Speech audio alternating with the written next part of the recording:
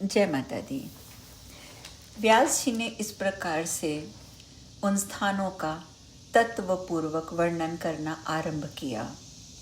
वे बोले, वाराणसी में गौरी के मुख में निवास करने वाली देवी विशालाक्षी प्रतिष्ठित है। नैमिषारण्य क्षेत्र में वे लिंगधारिणी नाम से कही गई हैं। उन्हें प्रयाग में ललिता तथा गंधमादन पर्वत पर कामुकी नाम से कहा गया है।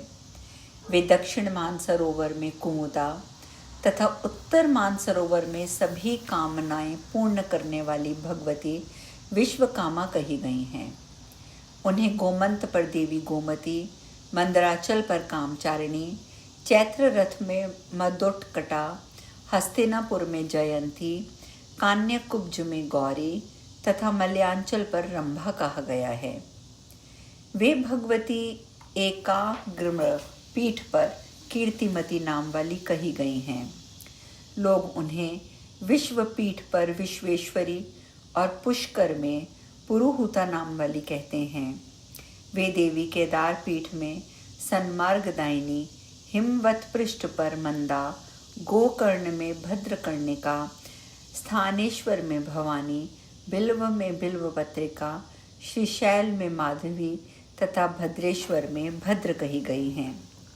उन्हें वराह पर्वत पर जया, कमलालयन में कमला, रुद्रकोटि में रुद्राणी, कालंजर में काली, शालग्राम में महादेवी, शिवलिंग में जलप्रिया, महालिंग में कपिला और माकोट में मुक्तेश्वरी कहा गया है।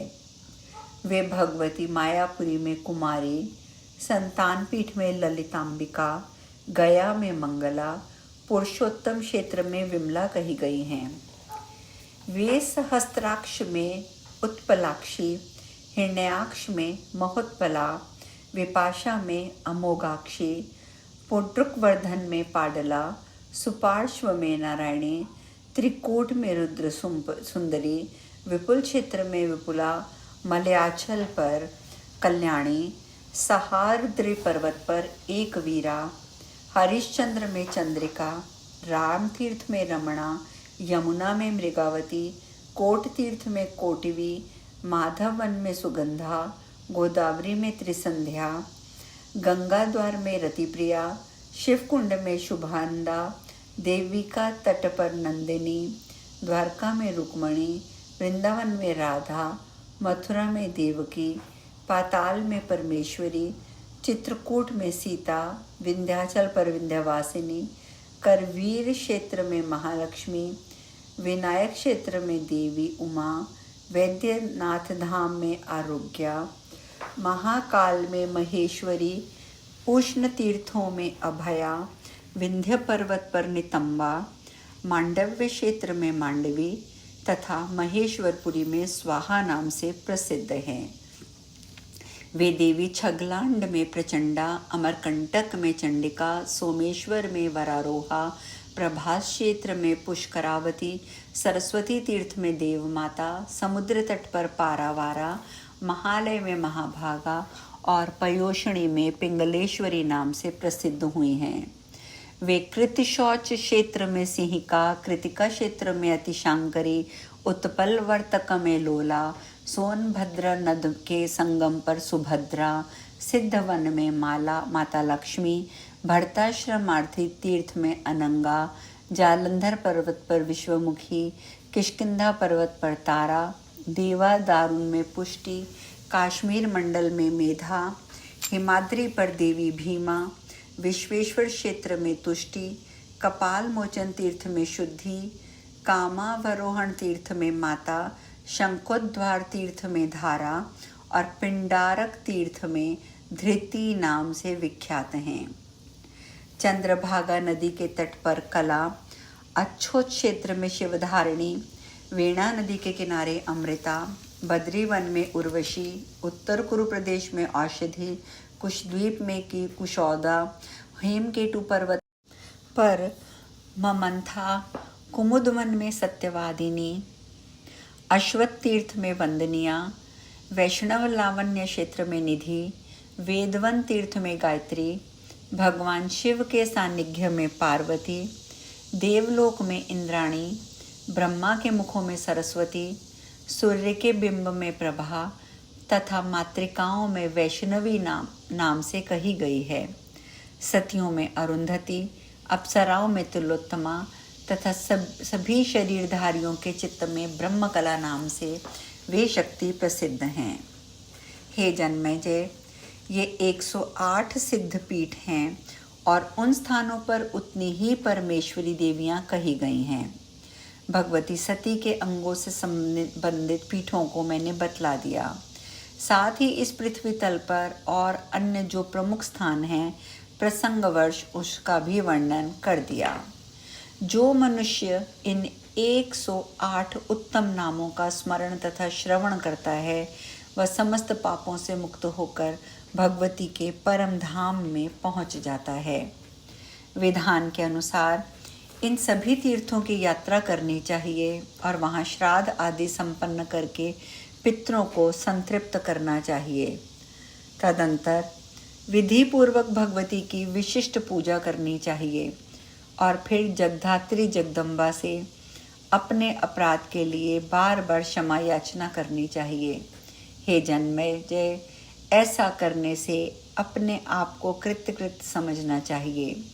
हे राजन, तदंतर भक्ष्य तथा भोज्य आदि पदार्थ सभी ब्राह्मणों, सुवासिनी स्त्रियों, कुमारियों तथा बटुओं आदि को खिलाने चाहिए।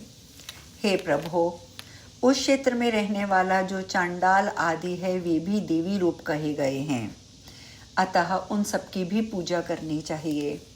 उन सिद्ध पीठ क्षेत्रों के सभी प्रकार के दान ग्रहण आदि का निषेध करना चाहिए।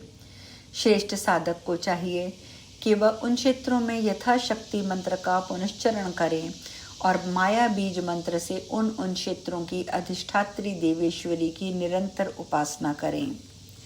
हे राजन, इस प्रकार साधक को पुरश्चरण कर्म में तत्पर रहना चाहिए। देवी की भक्ति में परायण पुरुष को चाहिए कि वह अनुष्ठान करते समय द्रव्य में व्यय की कृपणता ना करें। जो मनुष्य इस प्रकार श्री देवी के सिद्ध पीठों की प्रसन्न मन से यात्रा करता है उसके पितर 1000 कल्पों तक मेहतर ब्रह्मलोक में निवास करते हैं और अंत में वे भी परम ज्ञान को प्राप्त करके संसार सागर से मुक्त हो जाते हैं तथा देवी लोक में निवास करते हैं। इन 108 नामों के जप से अनेक लोगों सिद्धि प्राप्त कर चुके हैं। जहाँ पर ये अष्टोत्तर नाम स्वयं लिखा हुआ अथवा पुस्तक में अंकित रूप में स्थित रहता है, उस स्थान पर ग्रहों और महामारी आदि के उपद्रव का भय नहीं रहता। और पर्वत पर जैसे समुद्र बढ़ता है वैसे ही वहाँ सौभाग्य की नित्य वृद्धि होती है। इन 108 नामों का जप करने वाले के लिए कुछ भी दुर्लभ नहीं रह जाता। ऐसा वह देवी भक्तिपरायण निश्चय ही कृत्य हो जाता है। देवता भी उसे नमस्कार करते हैं क्योंकि उसे देवी का ही रूप कहा जाता है। देवतागण सब तरह से उसकी पूजा करते हैं, तो फिर श्रेष्ठ मुनियों की तो बात ही क्या। जो व्यक्ति अपने पितरों के श्राद्ध के समय इस उत्तम अष्टोत्तर शतनाम का पाठ करता है उसके सभी पितर तृप्त होकर परम गति को प्राप्त करते हैं।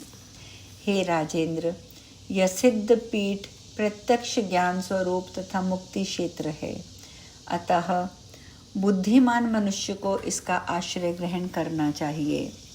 हे राजन, आपने भगवती महेश्वरी के अत्यंत निगूढ़ रहस्य के विषय में जो कुछ पूछा था वह मैंने सब बता दिया। अब आप बताएं और क्या सुनना चाहते हैं।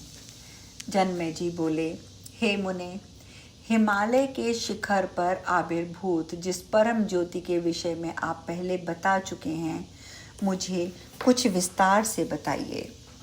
ऐसा कौन बुद्धिमान मनुष्य होगा जो भगवती के कथा अमृत का पान करता हुआ उससे विरत हो जाए, क्योंकि अमृत पीने वालों की मृत्यु तो संभव है, किंतु उस कथा अमृत का पान करने वाले की मृत्यु कभी नहीं होती। व्यास जी कहते हैं, आप धन्य हैं, कृतकृत्य हैं, भाग्यवान हैं और महात्माओं द्वारा शिक्षित किए गए हैं। इसी से भगवती के प्रति आपकी निश्चल भक्ति है। हे राजन, एक प्राचीन कथा सुनिए।